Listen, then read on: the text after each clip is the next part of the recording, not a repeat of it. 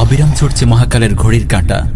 মানব সভ্যতা একদিকে যেমন বিজ্ঞান ও প্রযুক্তি, উন্নতি ও সমৃদ্ধির সর্বোচ্চ চূড়ায় আরোহণ করেছে, অপরদিকে কুফর ও শিরক, নাফরমানি ও আল্লাহদ্রোহিতার চূড়ান্তেও পা রেখেছে।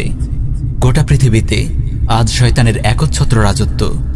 মুসলিম ভূখণ্ডগুলোর ওপর চেপে বসেছে কাফেরদের পোষা মোরতাদ শাসক গোষ্ঠী। আল্লাহর আইন থেকে বঞ্চিত আল্লাহর জামিন। কিয়ামতের ছোট আলামতের সবগুলোই দৃশ্যমান হয়ে উঠেছে একে একে। এবার অপেক্ষা বড় আলামতগুলোর। সময়ের সঙ্গে পাল্লা দিয়ে ঈমান ও কুফরের সংঘাত ক্রমশ তীব্র হয়ে উঠছে। একদিকে প্রস্তুত হচ্ছে তাওহীদের শিবির, অপরদিকে প্রস্তুত হচ্ছে শিরকের শিবির। প্রস্তুত হচ্ছে দাজ্জালের বাহিনী, প্রস্তুত হচ্ছে ইমাম মাহদির বাহিনী। চারদিকে যেন পড়ে গেছে সাজ সাজ রব। গোটা পৃথিবী যেন রুদ্ধশ্বাসে অপেক্ষা করছে কখন কিভাবে শুরু হয় বিশ্বজগতের শেষের শুরুটা। শেষ জামানার হক বাতিলের চূড়ান্ত সংঘাতে এই মহাযুদ্ধের অন্যতম কেন্দ্রভূমি হল খোরাসান। আর এই খোরাসানের হৃদয় হল সাম্রাজ্যবাদের গোরস্থান খ্যাত বর্তমান আফগানিস্তান। প্রিয় মুসলিম উম্মাহ, আজ আমরা আলোচনা করব আফগান নিয়ে, আফগানের পরিচয় ও ইতিহাস ঐতিহ্য নিয়ে। কথা বলবো আফগানের জানবাজ মুজাহিদদের শতাব্দীকালব্যাপী সাম্রাজ্যবাদ বিরোধী জিহাদ নিয়ে। হাদিসের আলোকে আলোচনা করব একবিংশ শতাব্দীতে আফগানের চলমান জিহাদের অবস্থা, ফলাফল ও ভবিষ্যৎ নিয়ে। সেই সঙ্গে আফগানের ইতিহাসের আলোকে পৃথিবীর অন্যতম মুসলিম ভূখণ্ড বাংলাদেশের চলমান পরিস্থিতি ও ভবিষ্যৎ নিয়েও পর্যালোচনা করব। ওয়ামা তৌফিক ইল্লা বিল্লাহ।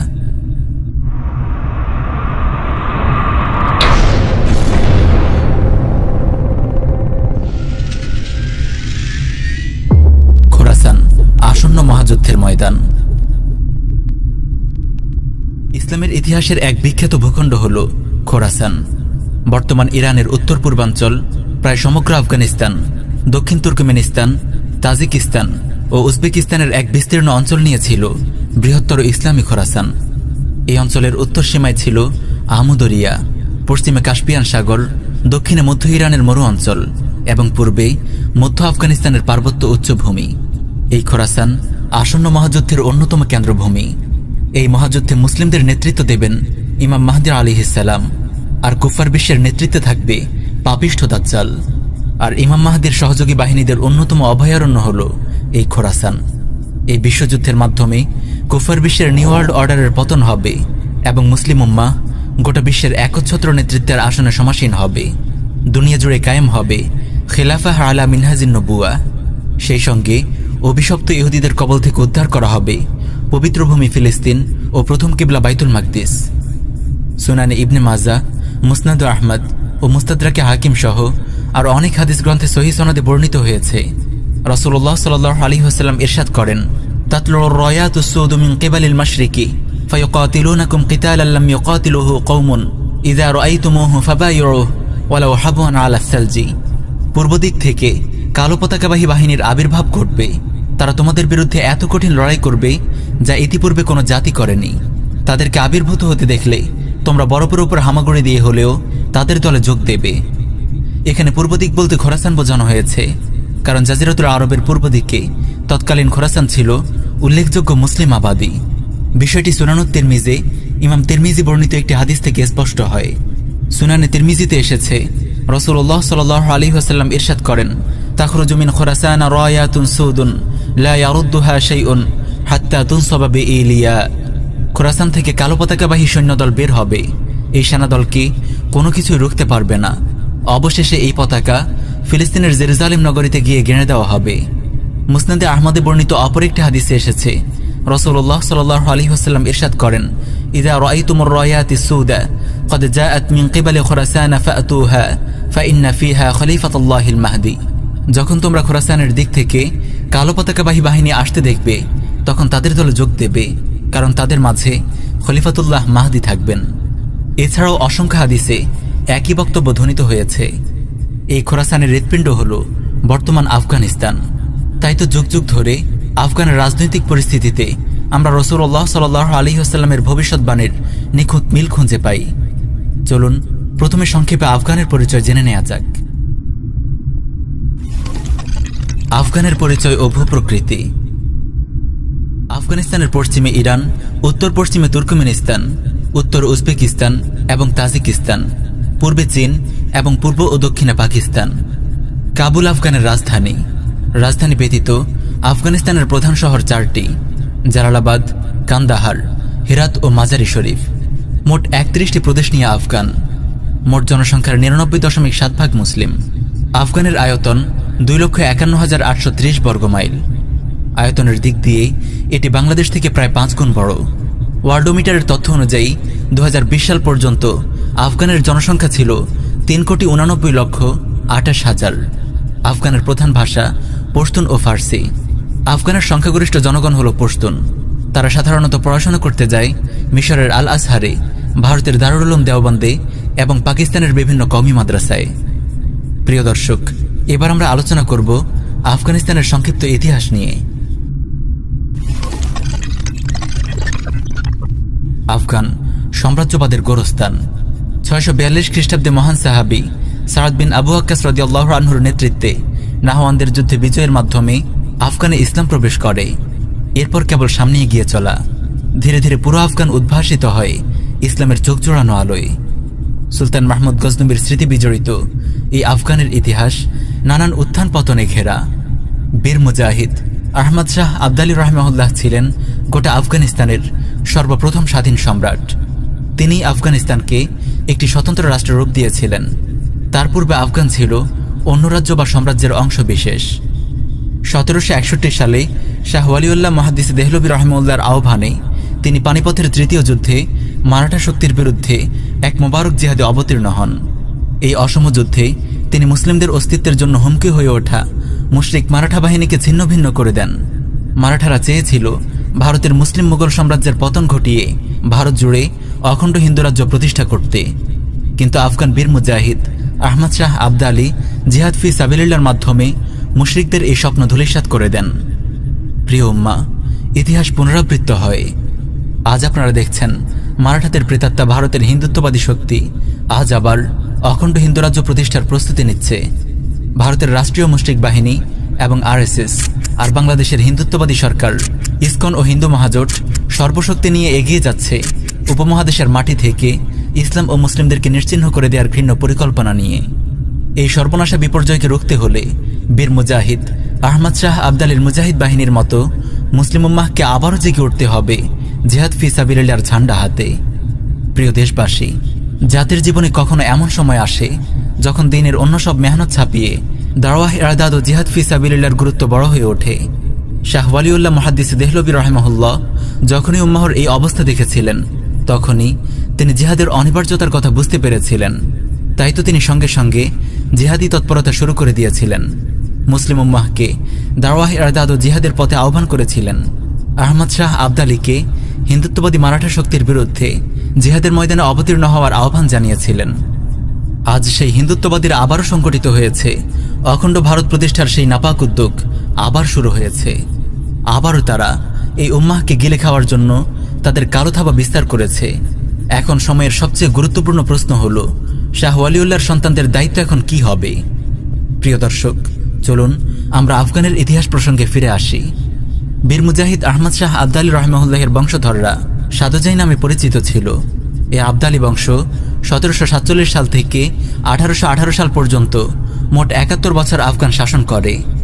আবদালী সাজোদাই বংশের পর আফগানের শাসন ক্ষমতা চলে যায় বারাকজাই গোত্রের হাতে। আবদালী বংশের হাতে শাসন ক্ষমতা থাকাকালে আফগান স্বাধীন ও সার্বভৌম রাষ্ট্র ছিল। কিন্তু বারাকজাই গোত্রের হাতে ক্ষমতা আসার পর তারা ব্রিটিশ কুফফার গোষ্ঠীর প্রতি আনুগত্য প্রকাশ করতে শুরু করে। তাদের শাসনামলে ব্রিটিশ ও রাশিয়া উভয়েই আফগানে প্রভাব বিস্তারের চেষ্টা করে। আফগানে ব্রিটিশ প্রভাব প্রতিষ্ঠা ও সাম্রাজ্য বিস্তারের লক্ষ্যে ব্রিটিশ কুফফার গোষ্ঠী একাধিকবার আফগান আক্রমণ করে।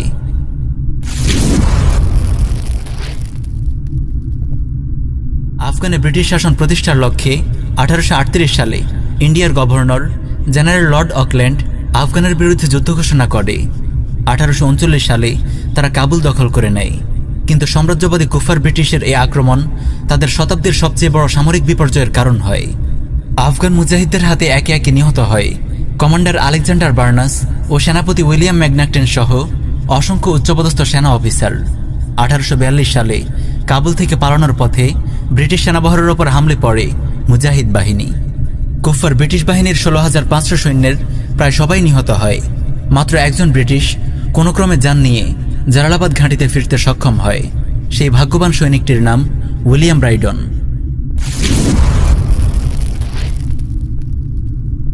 আফগানরা বীরের জাতি। তারা কখনো আফগানের মুসলিম ভূখণ্ডে কাফিরদের আগ্রাসন বরদাস্ত করেনি। শাসকরা কখনো আনুগত্য স্বীকার করলেও বীর আফগানরা বারবার বিদ্রোহ করেছে। আফগানিস্তানে ব্রিটিশ প্রভাব প্রতিষ্ঠা করতে 1878 সালে কুফার গোষ্ঠী পুনরায় আফগান আক্রমণ করে রাজধানী সহ দেশের এক বড় অংশ দখল করে নেয়। 1878 সাল থেকে 1880 সাল পর্যন্ত আফগান মুজাহিদ ও ব্রিটিশদের মধ্যে বিভিন্ন ময়দানে লড়াই চলতে থাকে।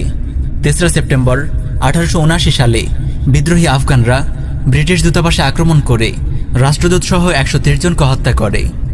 এই যুদ্ধে প্রাথমিকভাবে ব্রিটিশরা বিজয়ী হলেও মুজাহিদদের প্রবল আক্রমণ ও লাগাতার বিদ্রোহের মুখে তারা সন্ধি করে আফগান ছেড়ে যেতে বাধ্য হয়। এই সন্ধি গান্দামাক চুক্তি নামে পরিচিত।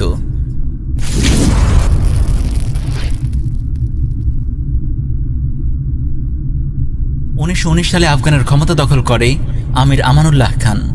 তিনি ব্রিটিশের সঙ্গে করা গান্দামাক চুক্তি ভঙ্গ করে আফগানের পূর্ণ স্বাধীনতা ও সার্বভৌমত্ব দাবি করে এবং ব্রিটিশ সরকারের বিরুদ্ধে যুদ্ধ ঘোষণা করে। 1919 সালে আফগান বাহিনী ব্রিটিশ ইন্ডিয়ায় আক্রমণ করে। একটি যুদ্ধবিরতি চুক্তির মাধ্যমে এই যুদ্ধ শেষ হয়। এই যুদ্ধের মাধ্যমে আফগানরা একটি স্বাধীন জাতি হিসেবে স্বীকৃতি লাভ করে।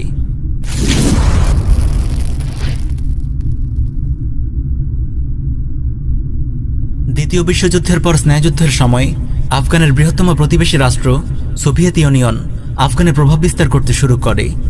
সামাজিক, সাংস্কৃতিক ও সামরিক প্রতিটি অঙ্গনে রাশিয়া কমিউনিজমের বিষবাষ্প ছড়াতে থাকে। আফগানের অনেক উচ্চপদস্থ প্রশাসনিক কর্মকর্তা, আর্মি জেনারেল ও সুশীল বুদ্ধিজীবীকে তারা অর্থ ও ক্ষমতার লোভ দেখিয়ে কমিউনিস্ট এজেন্টে পরিণত করে, যাদের মধ্যে উল্লেখযোগ্য হল প্রধানমন্ত্রী দাউদ খান, নূর মোহাম্মদ তারাকি, হাফিজুল্লাহ আমিন এবং বারবাক কারমাল। 1973 সালে গাদ্দার প্রধানমন্ত্রী দাউদ খানের মাধ্যমে এক কমিউনিস্ট বিপ্লব ঘটিয়ে রাশিয়া বাদশাহ জহির শাহকে ক্ষমতাচ্যুত করে। দিন ও দেশবিরোধী এই বিপ্লবে সক্রিয় অংশগ্রহণ করে নূর মোহাম্মদ তারাকি, হাফিজুল্লাহ আমিন ও বারবাক কারমালের মতো সুশীল রাজনীতিবিদ ও গাদ্দার বুদ্ধিজীবীরা। এভাবে আফগানের গতিতে চড়ে বসে রাশিয়ার 5টা গাদ্দার গোলাম সরকার।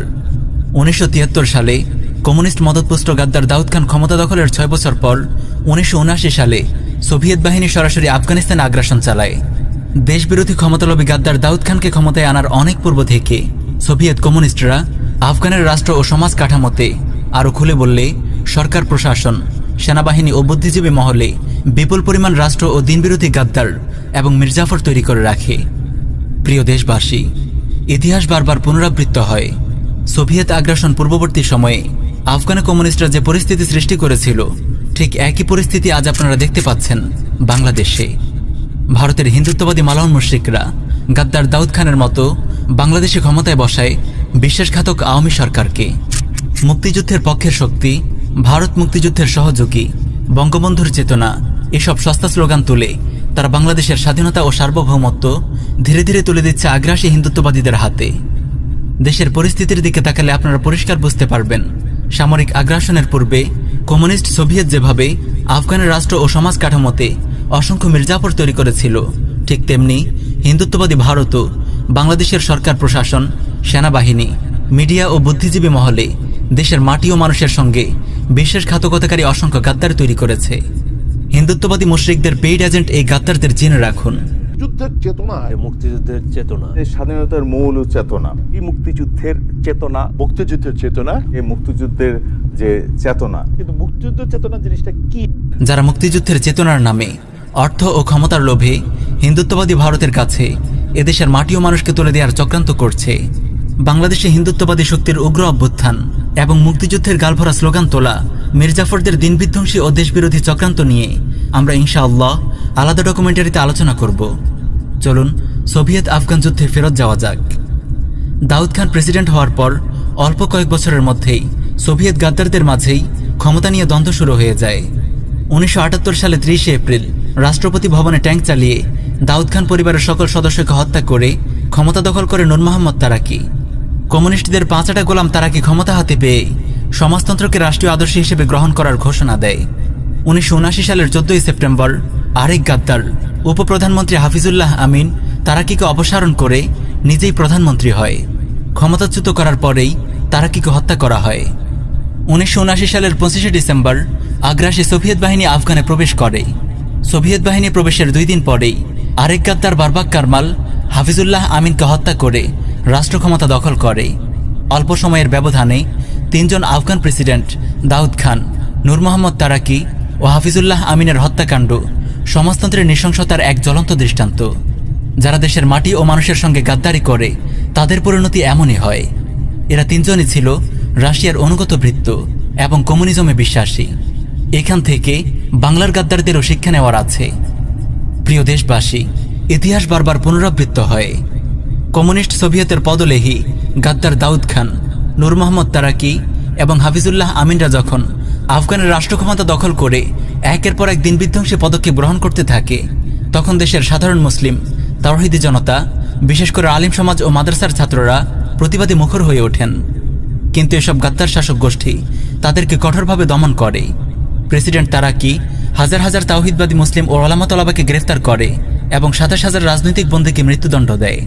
ফলে আফগানের তাওহীদি জনতা, ওলামা তলাবা এসব মোরতাদ শাসক গোষ্ঠীর বিরুদ্ধে সশস্ত্র জিহাদি কার্যক্রম শুরু করে। প্রিয় দেশবাসী, হুবহু একই দৃশ্য কি আপনারা বাংলাদেশে দেখতে পাচ্ছেন না? আজ ভারতের হিন্দুত্ববাদী মুশরিকদের ছত্রছায়ায় গাদ্দার হাসিনা সরকার দেশব্যাপী সন্ত্রাস ও ত্রাসের রাজত্ব প্রতিষ্ঠা করেছে। একের পর এক ইসলাম বিধ্বংসী পদক্ষেপ গ্রহণ করছে। তাওহীদবাদী মুসলিমদের ওপর নির্বিচারে গুলিবর্ষণ করছে। আলিম ওলামা ও তালিব ইলমদের গণহারে গুম, খুন ও গ্রেফতার করে নির্যাতন করছে। কমিউনিস্ট আগ্রাসনের পূর্বে আফগানে ঠিক যে অবস্থা বিরাজ করছিল, আজ হিন্দুত্ববাদী আগ্রাসনের পূর্বে বাংলাদেশেও হুবহু একই দৃশ্য দেখা যাচ্ছে। রুশ বাহিনী আফগানিস্তানে আনুষ্ঠানিকভাবে প্রবেশের পূর্বে অনেক রুশ সৈন্য আফগান সরকারি বাহিনীর পোশাক পরে আফগানে ইসলাম ও মুসলিম বিরোধী কর্মকাণ্ড চালিয়েছিল। বর্তমানে বাংলাদেশেও একই দৃশ্য দেখা যাচ্ছে। ভারতের মালাউন মুশরিক বাহিনীর অনেক সদস্য এবং গোয়েন্দা সংস্থা রয়ের অসংখ্য এজেন্ট আজ বাংলাদেশের সামরিক বাহিনীর পোশাক পরে এদেশের ইসলামী শক্তির মেরুদণ্ড ভেঙে দেওয়ার কাজ করছে। আফগানে সোভিয়েত আগ্রাসনের পূর্বে যখন আফগান সরকার, প্রশাসন ও সেনাবাহিনীতে সোভিয়েত প্রভাব প্রতিষ্ঠার কাজ করছিল, তখন যেমন আফগানের কথিত বুদ্ধিজীবী, সাংবাদিক, সাহিত্যিক, নাগরিক সমাজ, মিডিয়া সেক্টর সবাই আগ্রাসী কমিউনিস্ট শক্তির পক্ষাবলম্বন করে দেশের মাটি ও মানুষের বিরুদ্ধে অবস্থান নিয়েছিল, ঠিক তেমনি বর্তমান বাংলাদেশের কথিত বুদ্ধিজীবী, সাংবাদিক, সাহিত্যিক, নাগরিক সমাজ, বিশেষ করে মিডিয়া সরাসরি হিন্দুত্ববাদী ভারতের এজেন্ডা বাস্তবায়ন করছে।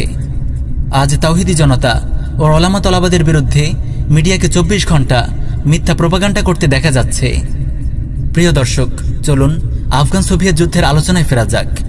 তৎকালীন সুপার পাওয়ার সোভিয়েত ইউনিয়ন আফগানিস্তানে সর্বাধুনিক মরণাস্ত্রে সজ্জিত 1,05,000 সৈন্য প্রেরণ করে। আপনি কি জানেন এই বিশাল আগ্রাসী বাহিনীকে কারা প্রতিরোধ করেছে? আফগান সরকারি বাহিনী না, আফগান মোরতাদ সরকারই তো সোভিয়েতকে আগ্রাসন চালানোর জন্য অনুরোধ করেছে এবং আফগান সরকারি বাহিনী উল্টো আগ্রাসী বাহিনীর সঙ্গে মিলে আফগানের তৌহিদি জনতা ও ওলামা তলাবাদের বিরুদ্ধে লড়াই করেছে। আশ্চর্য ঘটনা হলেও সত্যি, দিন, ঈমান ও মুসলিম ভূখণ্ডের প্রতিরক্ষায় আগ্রাসী সোভিয়েত বাহিনীর বিরুদ্ধে যারা হাতে অস্ত্র তুলে নিয়েছিল তারা আর কেউ নয়, মাদ্রাসার আলিম ও তালিব ইলমরাই। প্রিয় দেশবাসী, কান খুলে শুনে রাখুন, সম্ভব হলে নোট করে রাখুন। এদেশের আলিমরাই এ মাঠের প্রকৃত প্রহরী, এদেশের মাদ্রাসার তালিব ইলমরাই এই ভূখণ্ডের প্রকৃত পাহারাদার। মুক্তিযুদ্ধের চেতনার নামে তাগুত সরকার যে হিন্দুত্ববাদী আগ্রাসী শক্তিকে মুসলিমদের এই পবিত্র ভূমিতে স্বাগত জানানোর প্রস্তুতি নিচ্ছে, এদেশের ওলামা, এদেশের তলাবা, এদেশের তাওহীদি জনতা তাদের বিরুদ্ধে জিহাদ ফি সাবিলিল্লাহর ঝান্ডা হাতে ময়দানে অবতীর্ণ হওয়ার সময় ঘনিয়ে আসছে। 1979 সাল থেকে 1989 সাল, দীর্ঘ 10 বছর আগ্রাসী রুশ হায়নাদের বিরুদ্ধে চলে এক অসম লড়াই। পুরো মুসলিম উম্মাহ আফগানের মুজাহিদদের পক্ষে দাঁড়িয়ে যায়। উম্মাহর ত্রাণকর্তা শেখ আবদুল্লাহ আজম ও শেখ ওসামা রাহিমাহুল্লাহর আহ্বানে আরব তরুণরা সামরিক প্রশিক্ষণ নিয়ে ঝাঁকে ঝাঁকে জড়ো হয় আফগানের পাহাড়ে। আরব ও আফগান মুজাহিদদের দীর্ঘ 1 দশকের রক্তাক্ত জিহাদের পর দখলদার কমিউনিস্ট সেনারা আফগান ছেড়ে যেতে বাধ্য হয়। পরাজয়ের এই ধকল সইতে না পেরে 1991 সালে সোভিয়েত ইউনিয়নের বিলুপ্তি ঘটে। সেই সঙ্গে কবররচিত হয় জাহিলি মতবাদ সমাজতন্ত্রেরও। খেলাফতের পতনের মাত্র 50 বছরের মাথায় আরব আফগান মুজাহিদদের এমন প্রবল উত্থানে গোটা উম্মাহ যেন নতুন করে প্রাণ ফিরে পায়। 1924 সালে খেলাফার পতনের মাত্র 55 বছর পর এটি ছিল তাগুতি বিশ্ব ব্যবস্থার বিরুদ্ধে মুসলিম উম্মাহর প্রথম বিজয়। এই খোরাসান বিপ্লবকেই বলা যায় খেলাফার পুনরুত্থানের সূচনা বিন্দু। এই বিপ্লবের মাধ্যমেই উম্মাহ বুঝতে পারে কোনো মানবরচিত তন্ত্রমন্ত্র নয়, কোনো অর্থহীন গণতান্ত্রিক আন্দোলন নয়, খেলাফাহ পুনরুদ্ধার করার একমাত্র পথ দাওয়াহ ইরদাদ ও জিহাদ ফি সাবিলিল্লাহ। উম্মাহর সুখ ও সমৃদ্ধি ফিরিয়ে আনার একমাত্র উপায় জিহাদ ফি সাবিলিল্লাহ। উম্মাহর হারানো গৌরব ও সম্মান ফিরিয়ে আনার একমাত্র উপায় জিহাদ ফি সাবিলিল্লাহ। আফগান থেকে রাশিয়ার পলায়নের পর কুফার বিশ্বের চক্রান্তে মুজাহিদগণ ভ্রাতৃঘাতী সংঘর্ষে জড়িয়ে পড়েন। ফলে উত্থান ঘটে তালিবান বিপ্লবের। কান্দাহারের অখ্যাত এক মাদ্রাসা শিক্ষক বীর মুজাহিদ মোল্লা মোহাম্মদ রহমান রাহিমাহুল্লাহ তার ছাত্রদের নিয়ে অস্থিতিশীল আফগানের শান্তি প্রতিষ্ঠার জন্য শুরু করেন এই বিপ্লব। ফার্সিতে তালিবান মানে ছাত্র, তালিবে ইলম বা মাদ্রাসার ছাত্রদের মাধ্যমে এই আন্দোলনের সূচনা হয় বলে এটি তালিবান আন্দোলন নামে পরিচিত। 1994 সালে বীর মুজাহিদ মোল্লা মোহাম্মদ রহমানের নেতৃত্বে এই আন্দোলন শুরু হয়ে প্রায় গোটা আফগানিস্তানে ছড়িয়ে পড়ে। 1996 সালে তালিবানরা বিজয়ী বেশে রাজধানী কাবুলে প্রবেশ করে। এই বছরই মোল্লা মোহাম্মদ রহমান মুজাহিদ রাহিমাহুল্লাহ আমিরুল মুমিনিন নির্বাচিত হন। আফগানে গঠিত হয় একটি শক্তিশালী ইসলামী সরকার, ইমারাতে ইসলামিয়া আফগানিস্তান। আল্লাহর জমিনে আল্লাহর আইন বাস্তবায়নের এমন মোবারক দৃশ্য সত্যিই মুমিনের অন্তরে দোলা দিয়ে যায়। তালিবান আন্দোলন নিয়ে আমরা অন্য কোনো ডকুমেন্টারিতে বিস্তারিত আলোচনা করব ইনশাআল্লাহ।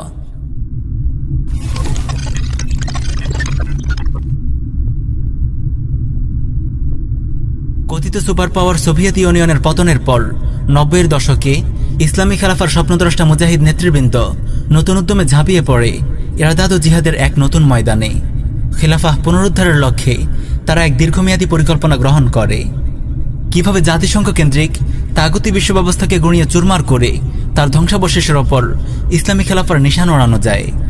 সোভিয়েত ইউনিয়নের পর নতুন সুপার পাওয়ার হিসেবে আবির্ভূত হয় কুফরি গণতন্ত্রের ধ্বজাধারী মার্কিন যুক্তরাষ্ট্র। তাই উম্মাহর জিন্দাদিল মুজাহিদরা সাপের মাথা মার্কিন যুক্তরাষ্ট্রকেই টার্গেট করে। 9/11-এর মোবারক হামলার মাধ্যমে তারা জড়িয়ে পড়ে খেলাফাহ প্রতিষ্ঠার এক অসম লড়াইয়ে।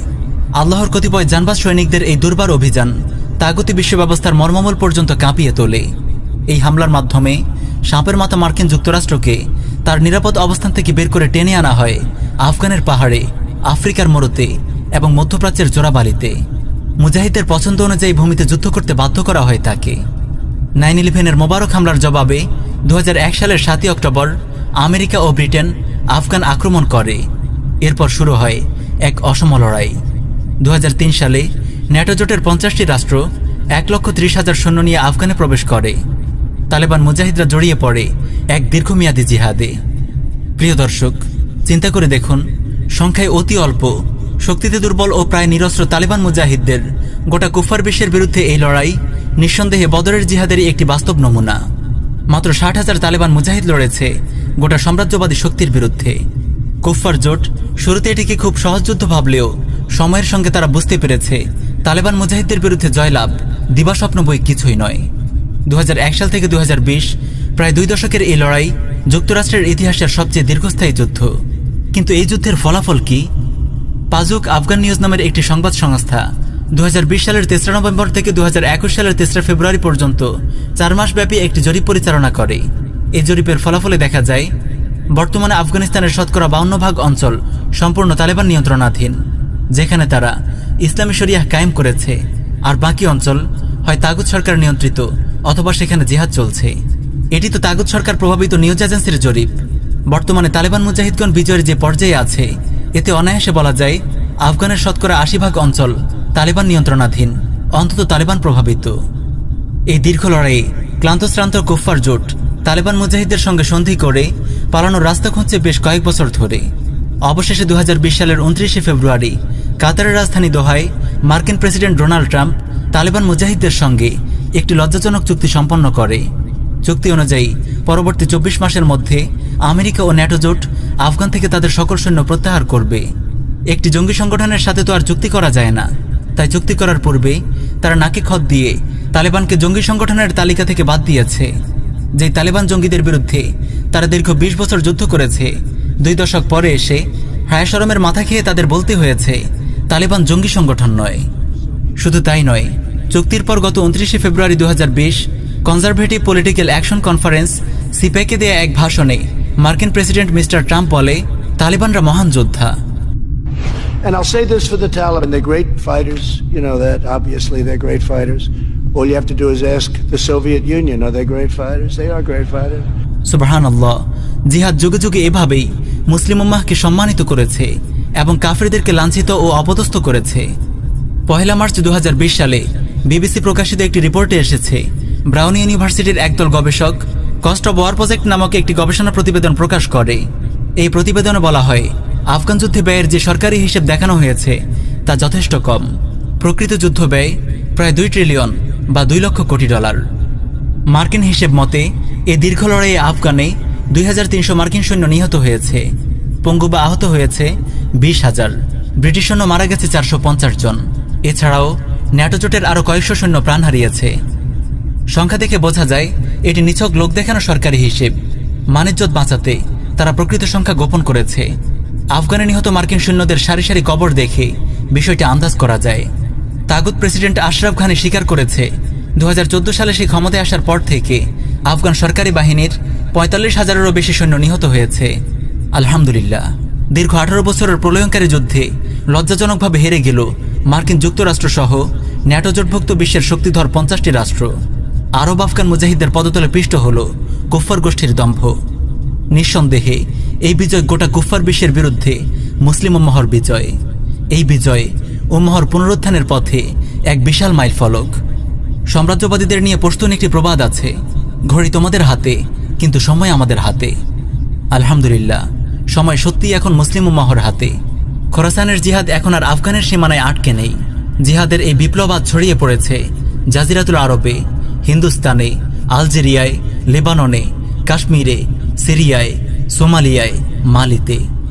উম্মাহর মানুষ রাজ্যে এই জিহাদ সাহস ও উদ্যমের এক প্রলয়ঙ্কারী ঘূর্ণিঝড় সৃষ্টি করেছে। ইমাম মাহদিকে স্বাগত জানাতেই যেন সাজ সাজ রব পড়েছে চারদিকে। 21 শতাব্দীর শুরুতেই মুজাহিদদের এই ফাতহে মুবিন, এই মহাবিজয় বিশ্ব কুফফার জোটের বিরুদ্ধে এই মহাযুদ্ধের দামামা যেন চিৎকার করে ঘোষণা করছে, এই শতাব্দী জিহাদ ফি সাবিলিল্লাহর শতাব্দী। এই শতাব্দী মুসলিম উম্মাহর বিজয়ের শতাব্দী। এই শতাব্দী খেলাফা আলা মিনহাজিন নবুওয়াহ প্রতিষ্ঠার শতাব্দী।